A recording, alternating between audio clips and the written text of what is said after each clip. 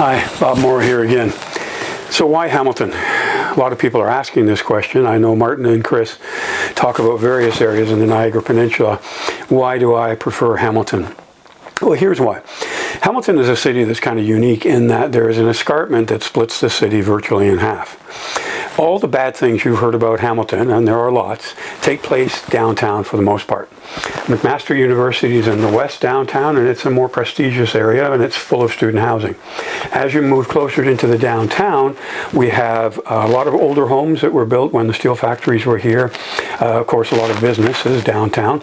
And then as you go farther east, you get into the areas of the city that were initially occupied by the steelworkers back in the early 20s and 30s. And they are basically not much more than cottages or thrown together homes.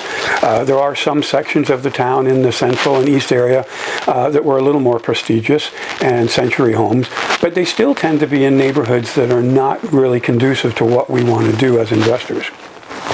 What we really like is the Hamilton Mountain, because basically what that is one big suburb. It stretches from the 403 on the west side to the Red Hill Expressway on the east side, and both of those are highways that connect together on this Burlington Bridge and head into Toronto. So those are the two ways you get to the mountain. And if you'll notice on a map, you pretty much ignore all of downtown Hamilton. I have people who live on the Hamilton Mountain who have never ever been downtown. Everything they do is they get on those highways and go to one of the other city centers, either Burlington, Ancaster, or Stony Creek. All these homes were built in virtually the same period. So during the mid to late 50s and the early to late 60s, most of the Hamilton Mountain was built. And that's why all the homes tend to look alike. They're all brick bungalows. Some of them have some siding on them. It depends on the builder. There weren't that many builders back then. And they were designed for the steelworker family.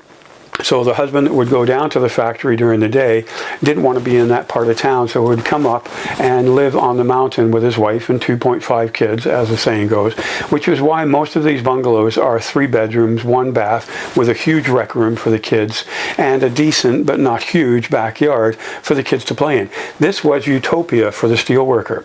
And that's why we like Hamilton, because these bungalows are ideally suited to turn into duplexes.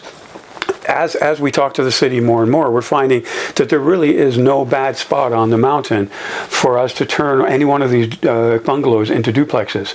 And that's where you come in, because it's almost a model that's guaranteed to work, because they are all the same. And we've proven it on some of the homes with our own money and with our original investors. And now we just want to pass that on along to you, because if you do what we suggest you do, then you're guaranteed to have a great investment.